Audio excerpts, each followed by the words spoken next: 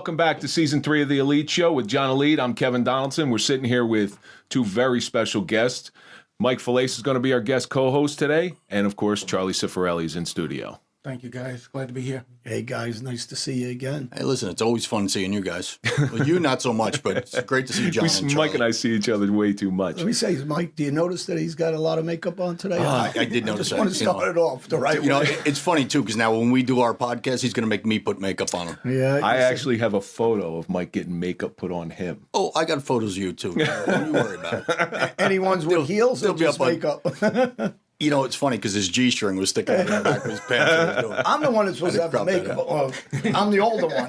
He's younger. I don't know why you got the makeup. They should be putting it on me. Because I look like a gorilla. I look like I'm homeless. Grizzly Adams with makeup. Yeah. Charlie, thanks so much for driving all this way to come and sit with us. And you got an amazing story. All right, you're sitting there with your book, I Am a Star, which relates to one of the most important souls in your life, which is Star the dog. So I got the date written down because I never remember. It's August 13th, 2012. Exactly. That's the date that your life changed forever. Yes, it did. So I invite our listeners to go out and look at the video of Star the New York Pit Bull.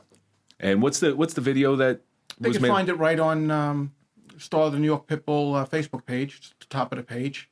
I warn everybody. Well, yeah, I was just going to say, make sure you have some tissues with you because it's hard to watch. It took me several times to get through it because it was one of the hardest videos to watch. I like dogs more than I like people. Mm-hmm.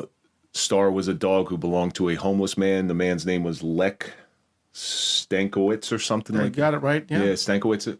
And Someone did their research. Yeah, well, I looked. I can look up Wikipedia just like everybody else. Star the dog on Wikipedia. Yeah. So this homeless man has this dog.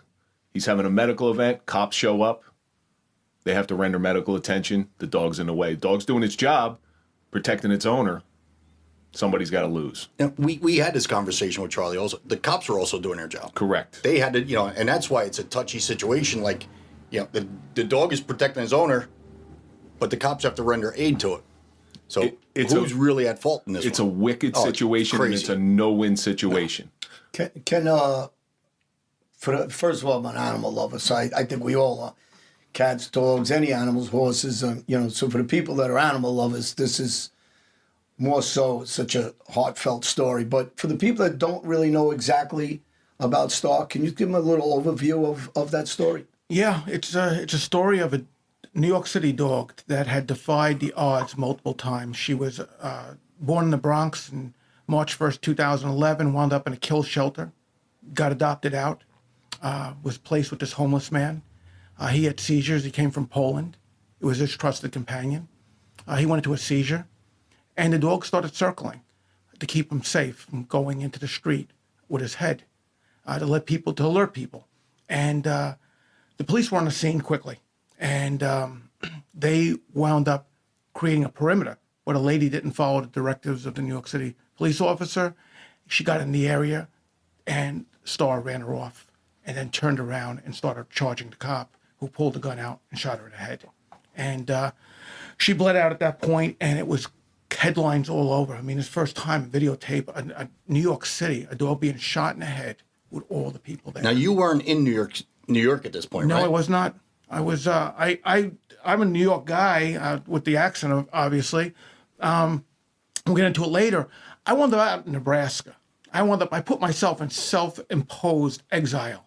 I did it. I wound up out there and was in corrections, and then I started the trash business. And one of the things I always would think about is New York. And at my desk, I'd always see, hey, what's going on in the Big Apple? And this video came up, police shoot and kill pit bull. But what I didn't realize is you and John have some sort of weird... We all at this table have some sort of very weird strange connection. Yes. I can run through the connections. Yeah, to take us through the connections. All right. So then we have my Albanian brother over here, Mike. He's only Albanian when it's convenient. Yeah, and so Mike's dad owned Lamar's, and my dad and his father were friends, and my father brought me over to his father originally when he was opening Hammerheads. And his father helped my dad along to open up the club with some advice about the rock club business and the nightclub business. My dad hit it off with his father, and me and Mike me and your father spoke about a month ago for a while. As far as you, Kevin, you had the situation with a shootout where a guy shot you to the ear, and the first cousin happens to be a good friend of mine that was a dentist with the same name as Anthony Vacatoro. So it was a Jersey guy, and coincidentally, they were telling me the story, and I said, I know the guy that shot you. I know the day it happened, and we went through that conversation. And me and Charlie have a lot of mutual friends in Speaks, Channel 80, the Basile family in Merrick, the Riders, Greg Ryder, Hunter Adams, and a bunch of other guys, the cop, Mike, that was involved in a fight with me at Channel 80 back in those days, and mob guys. So we all have connections actually since we're very young guys, and now we're in a different situation in our life. You trying to save the dog's life, which you did for a while, and you guys doing great work with the Suffering Podcast, and it's a small world, it's a circle. And for the people out there, it's amazing that we all are in touch with each other one way or another, and we get to tease Kevin a lot now. So this is Why is that? Why am I everybody's whipping boy? Because I'm usually the whipping boy, so I'm actually enjoying this. and since we found out that Mike's also part Albanian, we had to team up on you. So, and then there's the fourth member of this crew that unfortunately couldn't be here due to some technical difficulties. Fifth member. The fifth member, which is Michael Dowd. Yeah. So Michael Dowd was the famed dirtiest cop in New York City out of the 7-5, and Charlie's been in the area of the 7-5 a couple times. Oh, yeah. Mike and I have a friend who sits on our nonprofit board who's some family member. We haven't really figured out some family member was an associate of Mike's in the 7-5. In the 7-5, yeah. It's just such a small world. Then he got transferred to the 7-5 also, the guy that's on our board. He got transferred. Right after, well, not right after, but years after. Which Mike Dowd's name was notorious throughout the 7-5 for what he did and kind of tarnished the badge, which now he's since changed his life, but it doesn't keep me from... Well, I'll tell you again how small that my good friend Titi, he did 2 chapters of my last book, Mafia International. He happened to call me when we were all together down in Florida, and me and Dowd were in a car together, and he was on speaker in my car, and he's like, Bo, I go, what's going on, T? And he says, I was just watching the 7-5. I go, you got to be kidding me. I go, you know who's in the fucking car with me now? He goes, who? He goes, Mike Dowd. And he starts going into all his friends and names from the hood there, from Brownsville and East New York. And Mike and him were shooting the shit back and forth about all the guys they know. And, it's funny. I mean, things change. TT's on a good path. He's trying to do the right thing for kids in the neighborhood. And, so we were talking about that. He happened to call and Mike was in the car. And they went back and forth with the name. So, but things like that just happen like for a reason sometimes. 100%. It just pops up. It's amazing. Well, it shows there's more things that bring us together than tear us apart. Absolutely. But Charlie, you put yourself into self-imposed exile, but what was the reason you had to leave New York? Here it is. Because you knew John. Well, here it is. There was a mob hit on Here him. it is. I mean, I grew up and I was... that thin line was always there, good and bad, good and bad. well, you stayed with Louis Casman for a while, right? The brother, too? I was best friends with Louis Casman's brother, Scott. I'd love to get him on the show one day. He wound up getting shot in East New York. Here's the reality. I could have stayed in New York, but I wound up burning my bridges there. I wound up getting on drugs. I wound up in the 7-5, where the drugs were sold, and I wound up really whacked out. And I got clean. And didn't you say it was pain pills? Started as pain pills. But you were in good shape. You were always a big guy. But you're still in good shape. Yeah, I always felt that was my MO. If I stay in shape, I don't look like that, drug addict. Yeah. You got to look at your Instagram. So Charlie recently posted some pictures, and he was jacked. Oh, he was jacked. He had this tiny little waist and these broad shoulders. But you used to work the doors of some of the clubs. Malibu. I used to work at Malibu. Yeah. So can you imagine, guys, I'm growing up. I got a father that's a teamster. I got a father that's in the concrete business. I'm with family members all the time, and I know what these guys are doing. And I'm making that decision in my head all the time. No, I'm going to just go and do things right. But unfortunately, I wound up whacked out on the drugs, got clean, and... Well, that's the important part. That's the important part. Got clean. We all trip from time to time. It's how we pick ourselves up. But didn't your dad and somebody else in your family or your dad's friend get involved in trying to hit a cop or something? Well, John, that's the way life started for me. My dad in 1956 was what the infamous Joseph Imbruglia that I was introduced as I was older is the godfather to me. In 1956, my father, with Joseph Imbruglia, went into a cabaret in Queens and made the front page of New York City Daily News that day because the cop came in and they weren't going to stop what they were doing. And the gun misfired when it was put in the cop's stomach. And my father went away for that. Yeah. And so that's another thing you have in common. His father was on the front page of the Daily News. So were you.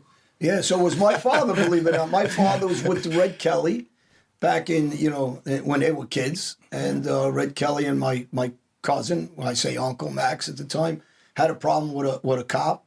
And the cop ended up shooting Red Kelly 5 or 6 times. That the cop was involved, obviously in those days on the street with different people and Vito Genovese and these guys. And they hit the front cover of the newspapers because the cop was getting a beating and he ended up shooting Red. Shot at my father and Max. Red went to prison. They took off and they were on the front cover in other newspapers too. So, there's a lot of mixed news together with our families and going in the right direction. And later on, you become a correction officer. I do, John. And by the way, keep me off the cover of the New York Daily News. Well, listen, when we were in Florida with them. Yeah, we came close. That one picture that we got. It was, yeah. Oh my gosh, it was John, Mike Dowd, Matt Cox, you and I. We didn't belong there, brother. Yeah, we put numbers on the after that. There was about 50 years of prison. I'm sure the FBI was there somewhere. There's about 50 years in prison sitting at one table. But you go out to Nebraska, Charlie. I do. And you create this new world. New life. Now how did you pick Nebraska? Well, here's how I picked Nebraska. I met a girl in Long Island that's family was from Nebraska. She was a quick study of me, and she said, "Look, you're not going to live a long life in New York. I can just tell you're a wild man." And the situation was I was dating her for a week, and I got to her apartment, and there was a set of roses there, and she initially thought it was for me, and they weren't. So, I got serious after a week. So shortly after that, I wanted to know who the roses were. And this was the defining moment that I was done with New York. We went down Merrick Road in Amityville or Massapequa, about 35 miles an hour. And I seen her face look long and drawn out. And she goes, "That's my ex." I said, "That the guy that sent the roses?" And she said, "Yes." And she got one shot at the brake. I jumped out of the Blazer. And when you jump out of a vehicle at 27, 25, whatever speed limit it was, you don't stop rolling. Right. I mean, I was being rolled like a rag doll. And all I could see is the cars coming up on Merrick Road, and they're going swerving. I got the wind knocked out of me. I was pretty done. But I got up. They were going to call an ambulance. I got up, got into the travel agency, and I set that guy straight about the roses. I never jumped out of a car, but I pushed 2 guys out of a car at about 50. Really, on Hempstead Turnpike. One of them was because he stabbed a couple of guys, and we told him don't get into a fight, and and it was snowing a little bit. It was about 1 inch of snow, and he broke his nose and his arm when we tossed him out. And we joked at the time because you're young and you don't care what's going to happen to the guy. And he was kind of a friend of ours. He stayed with us, and he bounced. And we joked about the way he was bouncing because he was more. But we were going about 50, 60. And a friend of mine, Keith, was in the car at the time, and Greg was in the car, Ryder actually. And Greg's the one that looked at me and says, "Yeah, tell him to get out." So, we told him, get out. And he goes, "I ain't getting out." I says, and he was a big kid, and we ended up throwing him out. Another guy, we tied a cord around his neck, and we threw him out.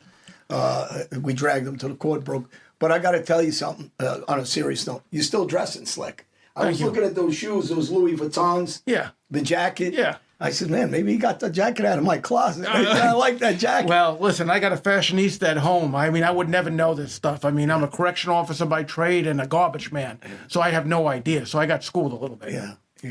This is dressed up for me. I actually put a clean T-shirt on. Me and you must have dressed together because we got the T-shirt under it, and we have the shirt. These guys are dressed pretty good. Kevin's dressed. You make me do this stuff. But see, Kevin's got the high heels on. So that, it doesn't show under the table.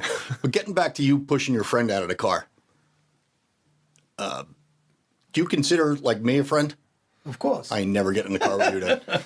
But listen, seriously, at the time, we were told to stop getting into these stupid fights. by, you know, mob guys, because we were getting into a lot of fights, and there was a lot of us that stayed together at that time. You know, when you're younger, you got 20 and 30 guys constantly out with your clubs, and we were warned, and we tell the guy that was with us, his name was Mondo, we said, listen, do not get into another fight in here. And I said, or it's my ass that's on this. I said, stop getting, and he didn't listen, and he ended up stabbing a couple of guys, and that was the reason why. Well, I don't know if he was the actual stabber, but the fight started from him, and a couple of guys ended up getting stabbed. So I looked at him, I says, well, if I'm going to pay for this, so are you. I said, so now get the fuck out. Time to roll. Yeah. But was that like you, Charlie? Did you was the crowd that you hung around, or was it just you solo getting into these little scrapes and scratches in New York? You know, man, I've always been a little bit of an outlier. I've been always, I mean, I remember guys in New York thought, you know, Charlie, you got your own brand of mob. I really just was my own guy, man, my whole life. But you stayed with some tough kids. I did stay with some tough guys, like Lenny, we talked about earlier. Lenny, yeah. You know, I hung out with guys. Lenny LaPaglia was one of the toughest middleweight boxers. Yeah, he was a tough I guy. mean, this guy was from Chicago.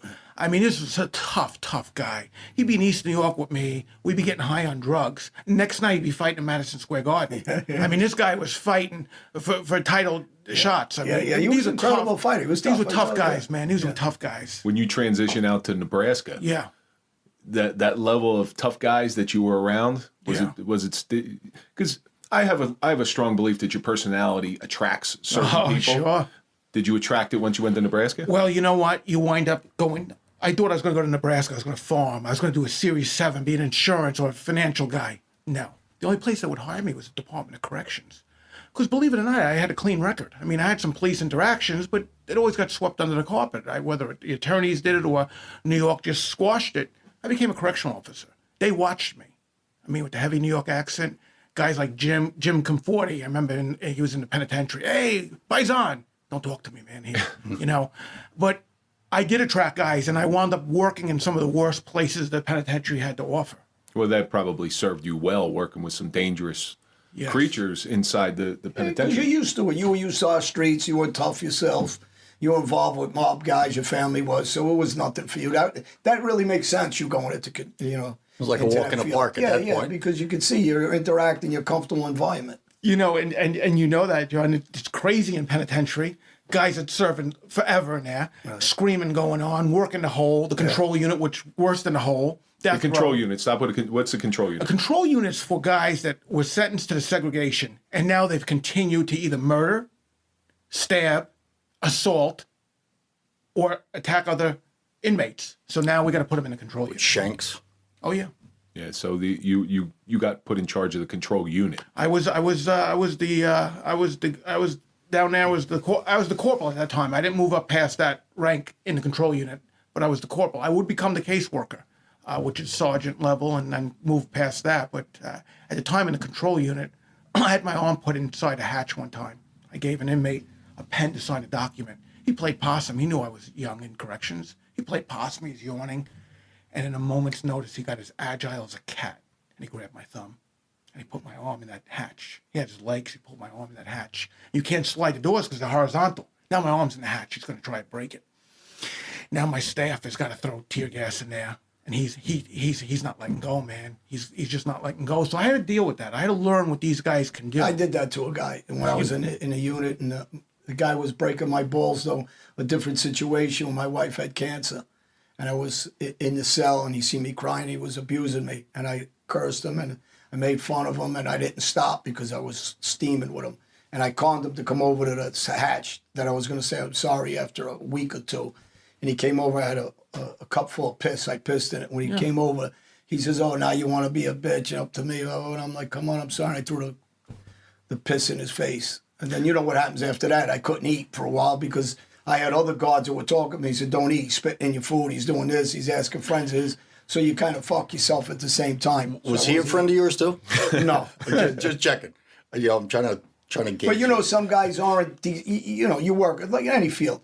You got some good guys, they're good guards, and they're doing their job, and then you got scumbags. This guy was. You a get scumbag. that in any field of work. Yeah. You know, you get it anywhere. Yeah. You get I your say good this. I say this in anything. You're right. They say 5 to 10% of your staff is Right. terrible. I mean, you got to be a heartless fuck to do what he did, knowing you're not. It's not about me. It was about at the time. I have sons or babies, and mom had cancer. You know, you're going through and you want to abuse me. So, you know, you're going to get back at them somehow because you're sitting there 24/7 in a solitary cell. You got nothing else to do but think how you're going to get this guy. So, But you probably, to correct me if I'm wrong, you might have sympathized with the inmates because you could have, once you're one step away from being there. Listen, that was the problem all the time. The inmates knew. They couldn't understand how I wound up having the badge. And I just did my job. It wasn't personal. And I got to tell you something. A lot of times, that's why I didn't get gassed or feces thrown on me, because I would tell the inmates, look, I didn't put you here. I didn't put you here. But at the same time, you have to respect me as a human being, and it works two ways. Human feces thrown at you. Sure. I don't know if I could handle that. See, there was one time as a cop, and I've stepped in dog shit my entire life, like 50 times. Yeah, it's good luck for the dog.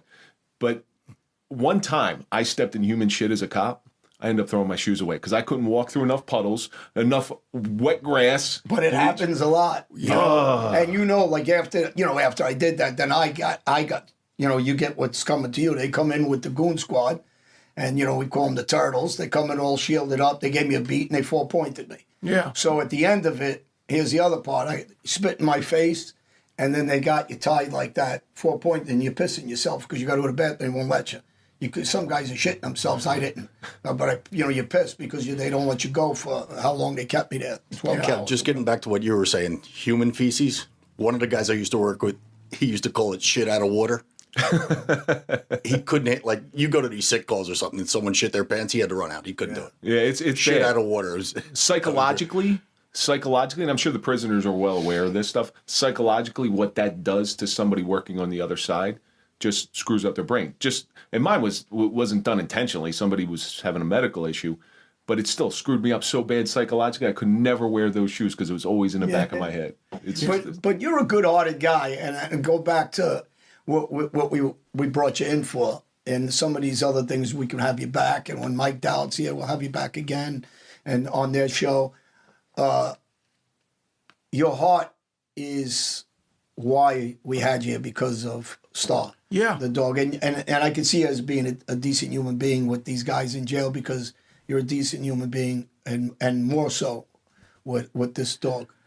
Well, John, I got to tell you something. That's what drew me to you, too, because I didn't know you on a talkative basis. I knew of you. I knew you in the neighborhood when I was in the neighborhood in the clubs. I heard you talk. I heard you talk about the kids and what you want to do going forward. And I said to myself, there's a version of me right there. There's a version of me. Hey, this podcast is sponsored by BetterHelp Online Therapy. We talk about BetterHelp a lot on this show. And this month, we're discussing some of the stigmas around mental health.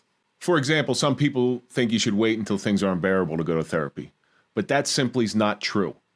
Therapy is a tool to utilize before things get worse, and it can help you avoid those lows. It's like you don't take your car to the mechanic when it stops. You try to get the problem before it gets to that point. And we've been taught that mental health shouldn't be a part of a normal life, but that's wrong too. We take care of our bodies with the gym, the doctor, nutrition. We should be focused on our minds just as much. Hey, you know, I had a rough life, and over the years, I'm not shy about it. I go to therapy, you know, to Kevin, and I discuss it all the time with you. And BetterHelp is nothing better than that. You can just get on the phone, reach out. You don't have to leave your house. The weather doesn't matter. The time doesn't matter. You always have a 24-hour access. You know, I'm a big believer in therapy. Ever since my shooting when I was a police officer, I've been in and out of therapist's office nonstop. And I'll tell you right now, without those therapists, stuff could have gone really bad. BetterHelp is customized online therapy that offers video, phone, and even live chat sessions with your therapist. So you don't have to see anybody on camera if you don't want to. It's much more affordable than in-person therapy. And you can be matched with a therapist in under 48 hours. Give it a try and see why over 2 million people have used BetterHelp online therapy. This podcast is sponsored by BetterHelp and the Elite Show. Listeners get 10% off their first month at betterhelp.com/elite.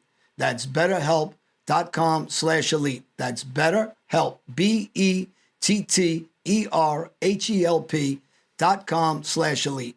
BetterHelp. As a guy, I was robbed of a childhood. Okay, a lot of guys don't admit that, or that toxic masculinity won't let them admit that. I was never a kid. In my house, I was always a whipping board, or I had to grow up quick. Okay, so what happened was, in the back of my mind, I said, I'm going to have my day in the sun one day. one day when I get out of this prison work, death row work, trash work, my retirement, what I'm going to do is have some type of fun like I should have had when I was a kid. And here comes this dog.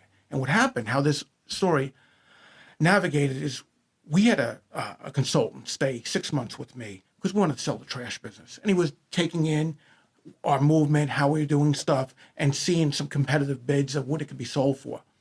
He said to me after 6 months, "You're the most scorekeeping transactional man I ever met in my life." He goes, "I've never seen a guy operate like you."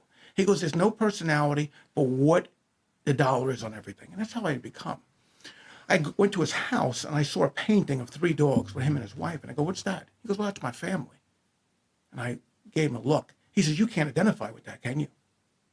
He goes, "I will tell you, you better find something in this life to get you out of bed in the morning that doesn't pay you." And then, you know, as luck would have it, within 2 weeks, this pit bull, this dog, was shot and killed supposedly. And what I didn't know at the time was I had a dog that was shot. Not shot, hit by 2 cars. I shot guns. I got John over here. I'm thinking shooting.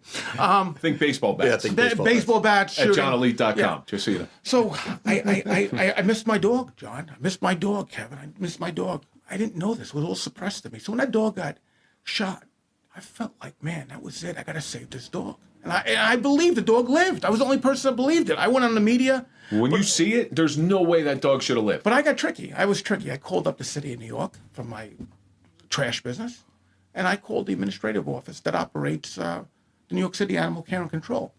And I called them up to talk about recycling. And they were only too happy to talk to me. And the administrator told me they do all this stuff. I said, "Who runs this place?" He says, "Richard Gentles." I threw him a quick connect on LinkedIn. He accepted my connect. And from that, I found that the dog was alive.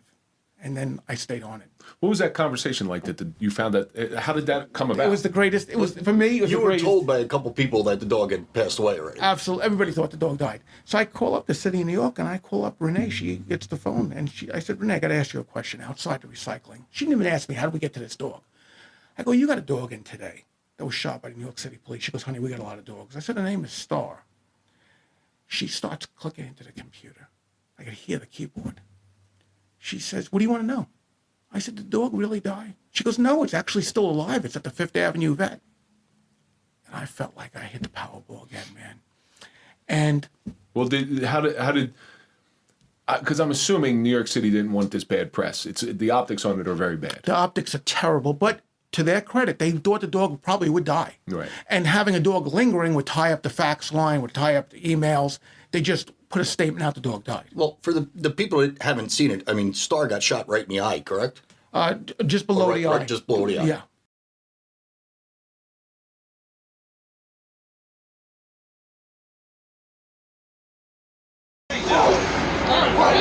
Get out of the way!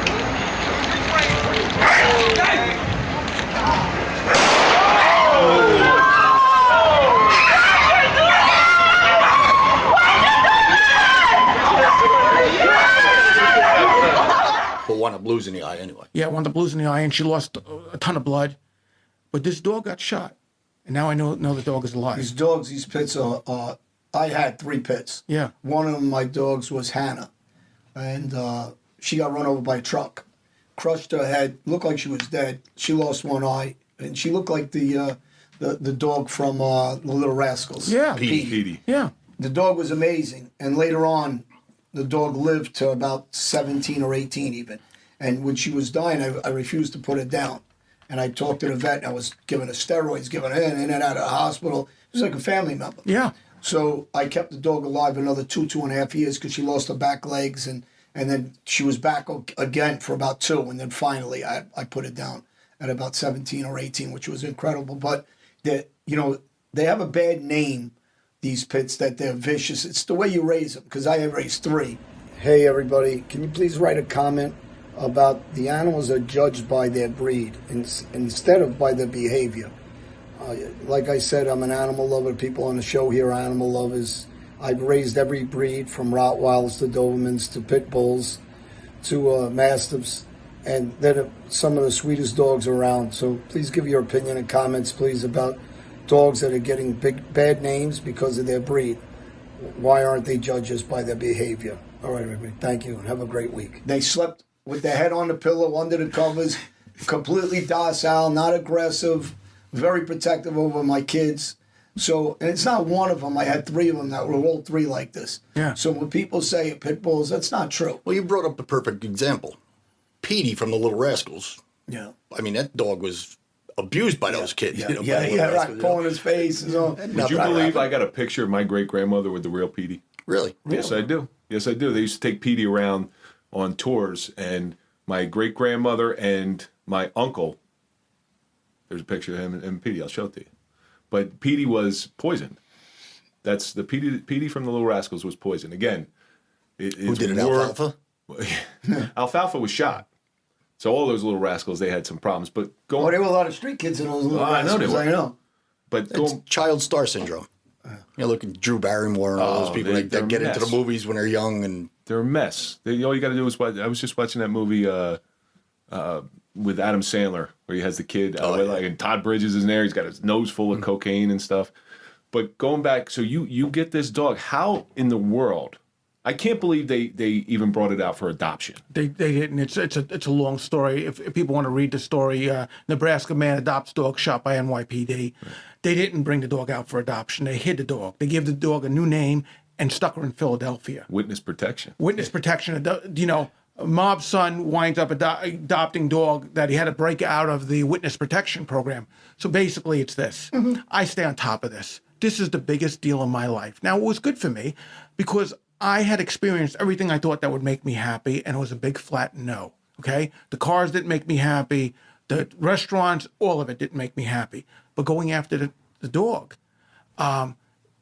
made me happy trying to rescue this dog. So they put the dog off the grid, and they hide her in a sanctuary in Philadelphia under a new name, Shiloh. She's not up for adoption. They tuck her away. I stay on top of this. The dog has got lawyers representing her. She's got the Defense Fund, the Lexus Project, defending her and doing stuff. The Mayor's Alliance steps in. So this dog has got a thick cloud of protection from anybody getting to know where she is or what she's doing. But I stay on top of it, and eventually I start to get leads. I start to press them by going to the media, by going on radio in the UK. I realize in the UK they think we're nuts with our guns, so I get on the radio there. And I start pressing, and people start questioning. There's a People magazine article. What happened to this dog? So eventually they release a photo of this dog, and it has her outside, and there's no front plates on the cars. So I say to myself, that's most likely Pennsylvania. It's close. The next mistake they make is they put a semi out in a parking lot, and they white out the door, but the US DOT number's out. I go to Safer Systems. I run the DOT. I see it's in Philadelphia. Now, all I have to do is get a couple hundred sanctuaries, vets, hospitals, daycares for dogs, and call up every day and say, do you have a brown and white pit bull missing an eye? And eventually, I wind up connecting with this dog. So the mob's going to hire you next to find people that ratted them out that are in Wow, witness that's protection. incredible. Guys, that's a lot of legwork. Right guys, there. it took me amazing. months and months of my life. You know, I had a big trash business. We're running 6,500 customers. We're busy every day. I had a whiteboard brought in the size of the whole wall, and I put down every lead possible with this dog. Who had the dog? Who was involved with the dog? I'd get them to give me something. Like, as far as corrections, you know, I would tell my staff, don't give that inmate a cigarette. Next week it'll be a pack. The month after it'll be a hacksaw. So they made the mistake of giving me a photo. Then I build on that. Give me a video. So I started to realize what this dog is. And then I got the little yellow man back in 2012 off of Google Maps. And I couldn't figure out where this place was because it was a big industrial complex in Philly. Well, they made this place a sanctuary, but they just moved there and they didn't have a name yet. I eventually hit the Rosetta Stone. I figured out the matrix of this thing. And I did talk to the director and said, we got the dog. I said, look, I'm never going to stop going after this dog. And the Mayor's Alliance gave me permission to visit the dog. I would be able to take no photos. I'd be able not to say where the dog was. And they put out an article that was a feel-good story. Pitbull's #1 fan visits the dog. They don't say where it is. They put it out and they think it's going to go away. Eventually, I tell the city of New York that owned the dog. I said, look, you got to adopt a dog to me. My Jen stayed on this. That's your girlfriend, Yeah, right? Jen She's more than a girlfriend. She should be the wife already. I don't know what her holdup is on this, but she should Because be you're the wife. smart. Well, no. Listen, and John, Jen, if you're listening, she's going to be don't- mad at me today because I was never supposed to mix match labels. I was supposed to leave the house with the Gucci shoes, so I mixed Really? match. So you got I got Gucci shoes. You ever see the ones that'll match that jacket perfectly? That's why I said, did you get that from my closet? If you want to leave it here, let me know. I got Adidas sneakers on. This is an Adidas shirt, I think, too. So, But I got to tell you, he's right. You could do investigation work. You could find Sammy Gavano. They call him Sammy the Bull. It's kind of like a dog. You can find. Probably the same weight, too. Yeah. Sammy the Bull, start a dog. Well, you do. Let me. You're gonna get me in trouble, brother. I keep bad mouthing Sammy, and listen, if he has any juice left, I'm gonna He put ain't two got no behind my juice ear. unless it's orange juice. how do you Someone look- standing out in the parking lot by your car when you go out Hey, there. how do you learn this stuff? You learn by watching inmates. You give an inmate a paper clip in a hole. He puts it into the lighter, into the electrical socket, the two pieces. He creates a little fire. He molds a bowl into a knife and sharpens it. And next thing you know, when you go in to check him, he's putting it to your neck and he's leaving. So you learn a lot of stuff that can be done. And I found this dog, and I wound up saying to them, you can't adopt a dog to anybody else because if she bit somebody else, it'd be a liability. I got to become the lawful owner of this dog. They put me through a ton of paperwork. I could never say I had the dog. I couldn't call her by her name. But eventually somebody in Nebraska saw me with this dog that's sharp, and he says, I know that dog. I've seen that dog on millions of hits on YouTube. And eventually, I had to put up an 8-foot fence. There's a lot. The story is deep. It goes a long rate. It took 8 months of my life. I don't want to say how much money it cost me to make this dog. I threw my whole personal life away. This is going to be a series eventually, I think. The dog. Yeah, about the dog, really. Yeah. And what is that book you got? So here's the thing. I can't crystallize stuff like Jen can. She watched what this dog did. And she watched the event of this dog. This dog was shot in the face. Her head was disfigured. And she looked different. But she never acted like an abused dog. And we would take her to Alzheimer's events. We'd take her to cancer walks. And she would get people in wheelchairs to just applaud. Wow. So this dog brought us friends from every walk of life. The audience needs to know this. Whether it be my next door neighbor, across the street neighbor who was a judge, whether it be a federal judge in Nebraska, whether it be the governor in Nebraska, whether it be a former hitman with the Gambinos, everybody has a place in their heart for Star because she'd never let what took her almost down get in her way. And so kids will read this book and they'll read about how Star was sometimes confronted by bullies. And this dog never gave in to that dark force of so many of us in our lives get hurt. And you know what? A lot of us guys probably needed to cry at the time. Jen had this book illustrated to show what Star had gone through. And her friend Petey, who's my dog, we rescued from a puppy mill.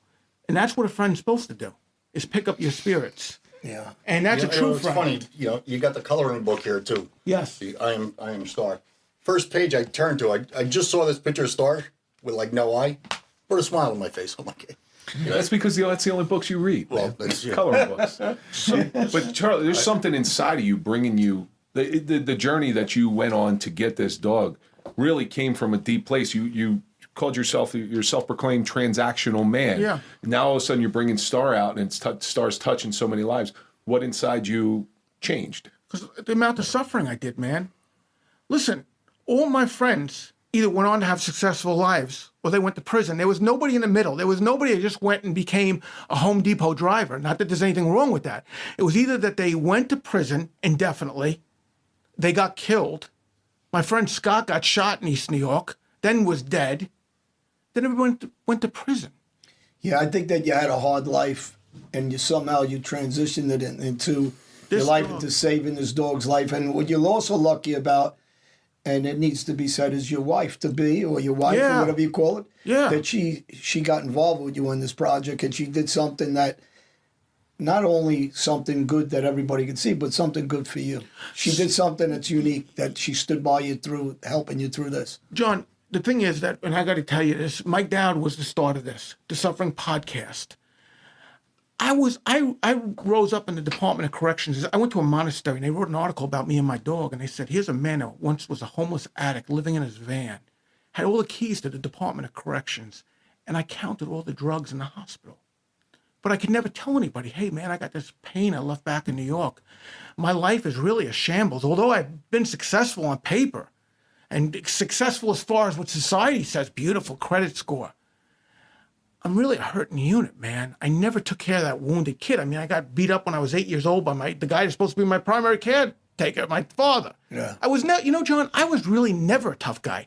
I was a guy that really wanted to hang out with my mother and go to the mall, Roosevelt Field, and go looking at clothes and do things. But I had to get tough, and I had to put that muscle on.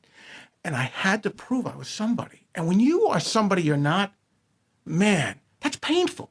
Roosevelt Field. That's where Charles Lindbergh But took off. here's the thing, you recognize that. There's people that look in the mirror, and I've talked about them, and I'm not going to get into that now. Yeah. People I like, people I dislike. They look in the mirror and they don't know who they are. They don't want to be honest with themselves, so they're angry. And when they're angry, they'll take it out on other people day and night. But you don't do that. You do the opposite. It's like a bully syndrome. Yeah, yeah. You know, And he does the opposite, though. You try to help, and you try to do the right thing, and you're honest. A lot of people won't talk like this. John, look, I got a guy in my life that, you know, talk about these guys that you were with. Yeah. They bring a boxer up from Chicago. This guy's sleeping on a single little mattress. He's wiping his ass with newspaper, and he's training. And at first, he don't like me because I got a chip on my shoulder. I'm a big guy, 240. Yeah. And we wound up getting into some words, man. And he clipped me in the ribs, a middleweight. I never thought a guy could hit this hard. And I said to myself, my goodness, never judge the size of a dog. You don't know what's inside that dog. Yeah, right. So that was it. So come it's full not circle, the size man. of the dog in a fight. It's the size of the fight in a dog. You know, this recording schedule we got's killing me. I don't even have time to make my own food. Got to use HelloFresh. That's one of our sponsors. Matter of fact, if we use it now, we get 16 free meals and 3 free gifts. Sounds like a no-brainer to me. Yeah, I mean, it's easy for us while we're in studio. With HelloFresh, you get farm fresh, pre-proportioned ingredients and seasonal recipes delivered right to your doorstep. Skip trips to the grocery store and count on HelloFresh to make home cooking easy, fun, and affordable. That's why it's America's #1 meal kit. HelloFresh delivers pre-portioned ingredients to your door, including farm fresh produce that arrives within a week. So you get convenience without skimping on quality. Skip the trip to the grocery store, saving you all those waits in long lines and ensuring you don't waste money on excess food. HelloFresh offers the flexibility you need to easily customize your order online or in the app. Easily change your delivery date, food preferences, and plan size, or skip a week whenever you need to. This episode of The Elite Show is sponsored in part by HelloFresh. Go to HelloFresh.com/Elite16 and use the code Elite16 for up to 16 free meals and 3 free gifts. HelloFresh, America's #1 meal kit. #1. But because of that dog, I've seen photos with you with Clarence Thomas. Yes. I've seen photos with you with Donald Trump. Yes. All because of one dog changing the way that you viewed your own life. It's got very little to do with the dog. It's got what that dog did to the inside of you. This dog saved my life, guys. Yeah. Guys, I didn't feel as though I was redeemable, okay? I felt dirty. I felt like I cheated the system because I never told people the truth. I'm a recovering alcoholic addict. And the people in Nebraska that loved me, they never knew that about me. And when it came out on the Suffering podcast, Charlie, you, the guy that we had back us, why don't you tell us? I said, because maybe you wouldn't trust me working in the penitentiary. Maybe you wouldn't let me be on a CERT team. Maybe I wouldn't have got the promotion. Maybe I wouldn't have been treated the same. I had to take care of myself. And I did take care of myself. But this dog put me in a position. I remember telling Jen, we left in 2018. I think the president was in Omaha at the time. And I said, I'm going to go see Trump. She goes, honey. She goes, people have been waiting online for days to go see him. I said, I'm going to go. I go there. I know 3 governors. I know the governor who was Mike Johans, whose son was a buddy of mine. He was on the governor's roof. They wiped that off the internet. He was whacked out on drugs. He was on the governor's roof back in the day. Became a friend of mine. You know, Ben Nelson, the current governor. I just sent him an email. Here's the last part of this. I sent Governor Ricketts an email. I called up his chief of staff at the governor's mansion. I said, this is Charlie Cifarelli. I said, you know, I got Star the dog. We had a nice talk. I said, look, you know, Star's come a long way. Oh, we know about Star. I said, she's in this month's police magazine in New York. Can I send the governor an email and let him know? She goes, he'll see the email. Send it to us. And these are the things that happened. So I get to, at the time, the Governor Ricketts didn't know who Star was, but the other governors knew. And they let him know, you don't know Star the dog? And Katrina Pearson, who was Donald Trump's early She helped him with his rallies and stuff. I mean, she's a Kansas girl. They all know about this. This dog gave me a platform. She gave me a platform to reach a lot of people. And it gave you a purpose in your life also. Oh, You have this inability to ask for help because that's something I totally understand.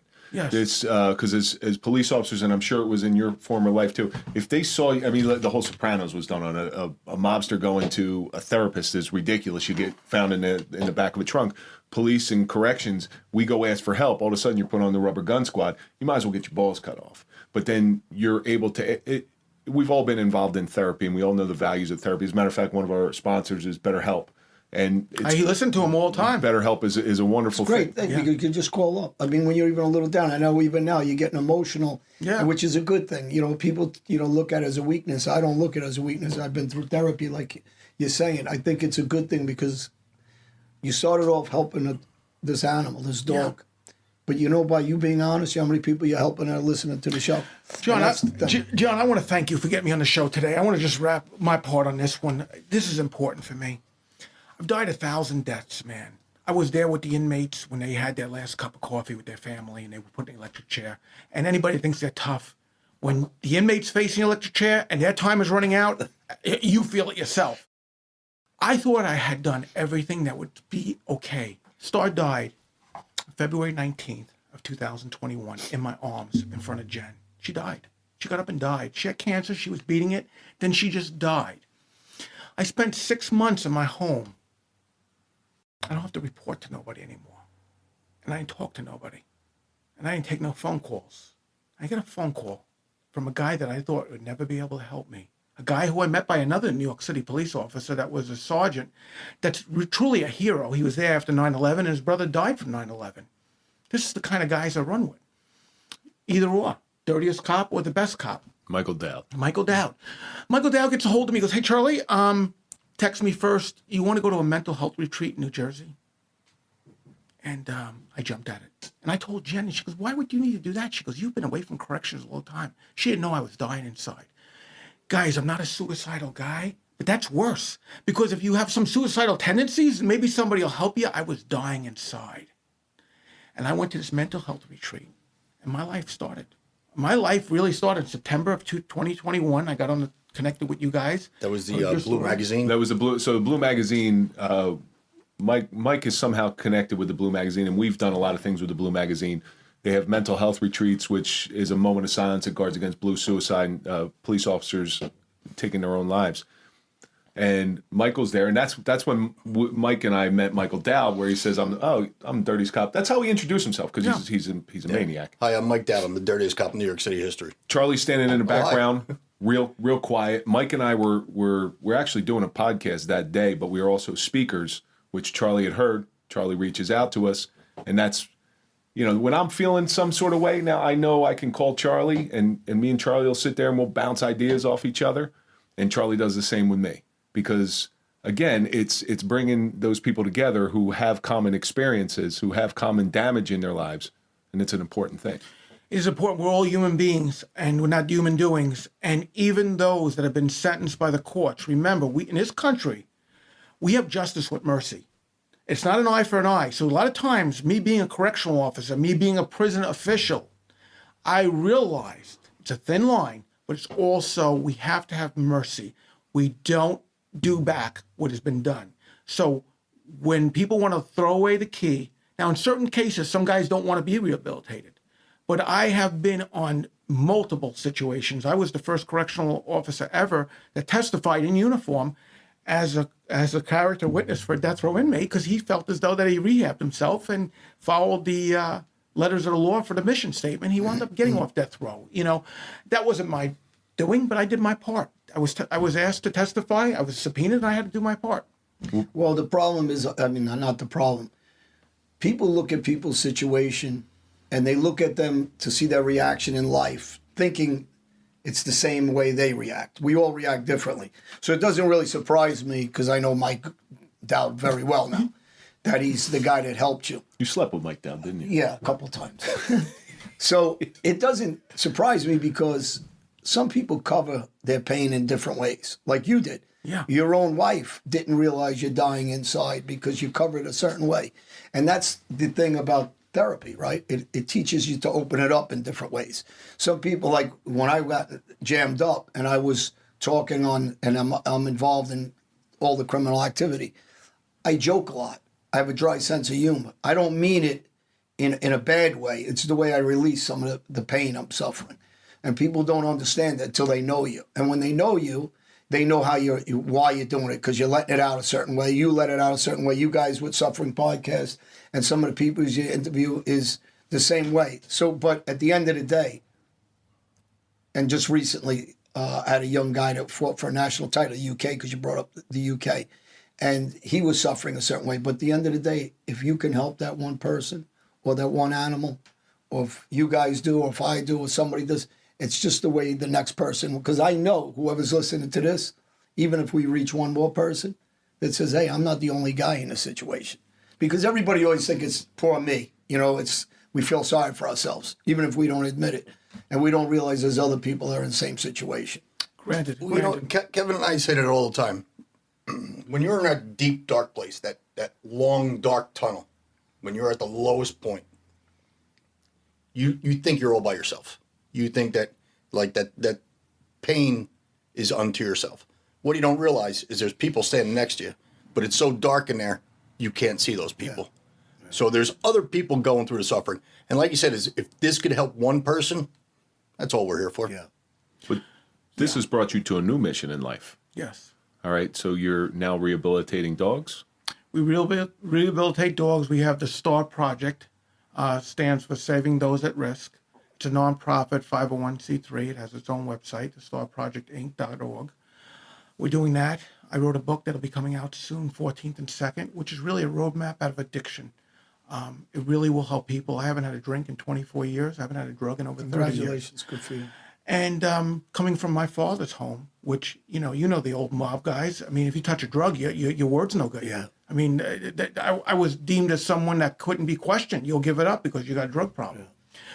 But you know what? I hung in there. I was tough as far as I needed to be. But that's not the life I want to live, man. You know what makes me feel good?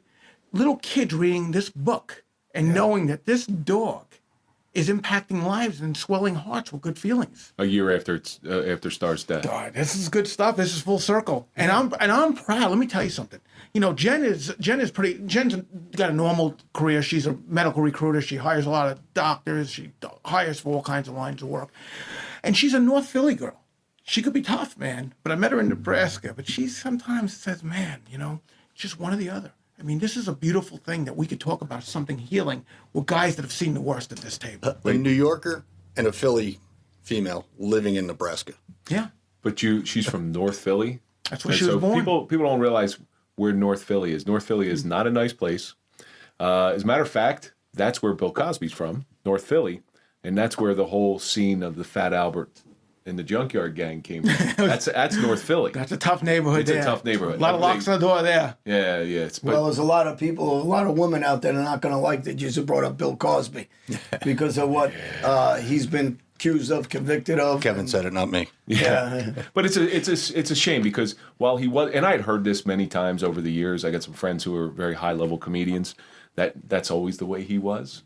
But prior to him getting this spotlight put on him, he was actually trying to help communities. I always applauded him for what he did. I don't like what he did with the women, but he was trying in some way. But he was doing. Well, it's an illness. If you got dozens of women coming forward from every race, color, religion. So at first, I didn't really believe it either, to tell you the truth. But then when there's dozens, you got to say to yourself. I mean, when he had the Cosby Show, he was like America's dad. Yeah. You know, and you didn't want to think he was doing any of that stuff. I tried to explain that to my children.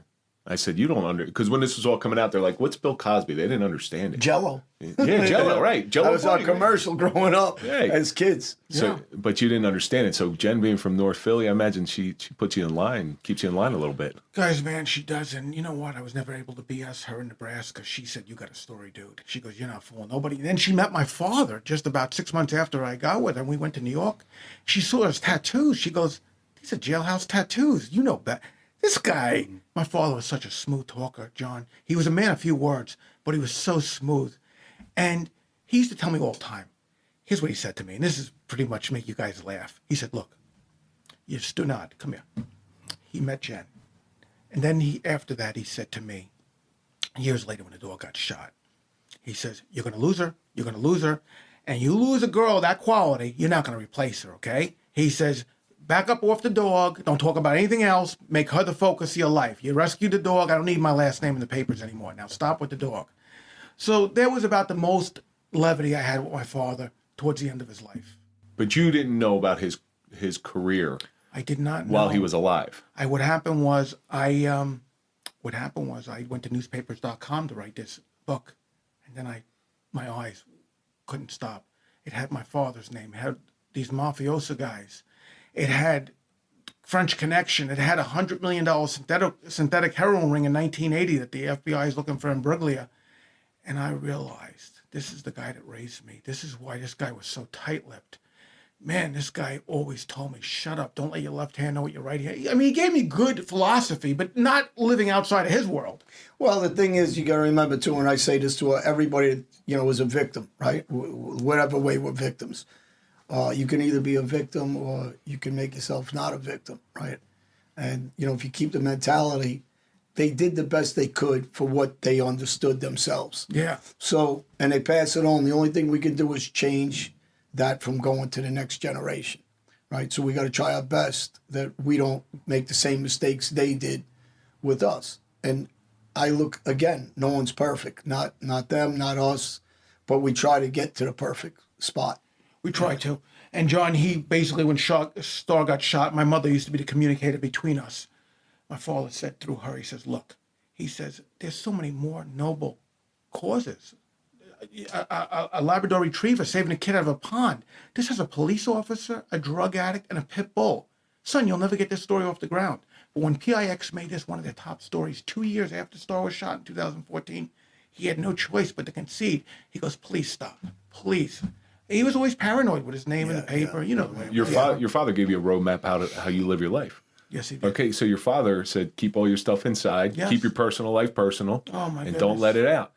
What we're finding out now is maybe that wasn't the correct way, but it was the only way he knew. I'm not faulting your father for that. It was the only thing he knew. But you're changing it because you are letting it out. There's the difference. I'm letting it out, and my neighbor, who was a very, very respected realtor, he now heard the Suffering podcast. He goes, Charlie, you? Yeah, me. Yeah, you. Yeah, I had a past. You see Anthony Ruggiano, my friend that does the Yes, talks? Okay. yes. And he had a drug and alcohol problem. He's worked with people for 30 years, addictions. Yeah. And he turned his life around 30 years ago, hasn't stopped. And, he's doing a lot of good things. He's got a heck of a smile, right, John? Yeah, and he comes from, really, his family were great people. I know him since I'm a baby, literally. Yeah. And he's a good guy. And sometimes you're just born into where he was born. Yeah. And I knew his father a different way. As a grandpa, as a guy that, you're watching all our games and he'd sit there in his chair. So, it's just, unfortunately, we are put on earth in certain places. Some people sitting on a mountain, some people under the sewers. And, when we grow up, you got to climb yourself out of that. And hopefully your message, and which is such a positive message, not only about this dog Star, but about life in general. And, you're a good guy, man. I got to tell you, Charlie, we've been talking a lot. Yeah. And, and we have so much in common. And life's funny. Maybe you were put in this position to get in this position. So you got to look at sometimes our negative lives have a reason for it so you can do something positive, what you're doing now. John, I've spent a lot of hours listening to you on your podcast. I mean, you've got a positive message with the kids, man. And what the public may or may not know, man, is that a lot of the guys you were involved with, that's the life they took on. I mean, it's a tough world. I mean, inmates stab each other. I mean, nothing good comes where violence is violence. Yeah. And you've turned that around, and I'm grateful to have the opportunity and the platform to be with four guys that probably at one time would never get along. I mean, you guys would be arresting us. And I would be... Maybe not me. Maybe not you. Maybe not me. No. I mean, No, Dowd, unless you crashed your car and you died, that's pretty much my interaction. especially if it was at says midnight. I was He the was criminal probably in East sleeping. New York. He was the cop. Then I became the correctional officer, and he was the inmate. Charlie, I thank you so much for coming in today. you. And Mike, I thank you very much for coming in, being a guest host. My pleasure. Anytime. Don't forget to visit johnelite.com. We got our baseball bats, Belladama cigars. Just put in the code ELITE10 for 10% off. This was a great interview again, John. Yeah, it was really nice. Anybody that's looking for me, True John Elite on Instagram, check out our website, like Kevin said. Check out Mike, their podcast, and Kevin's Suffering Podcast. Charlie, we got your information one more time. Can you tell everybody? Charlie at the StarProjectInc.org, or follow Star on Star of the New York Pitbull, and you can always message us. All right. Thank you, everybody. God bless America.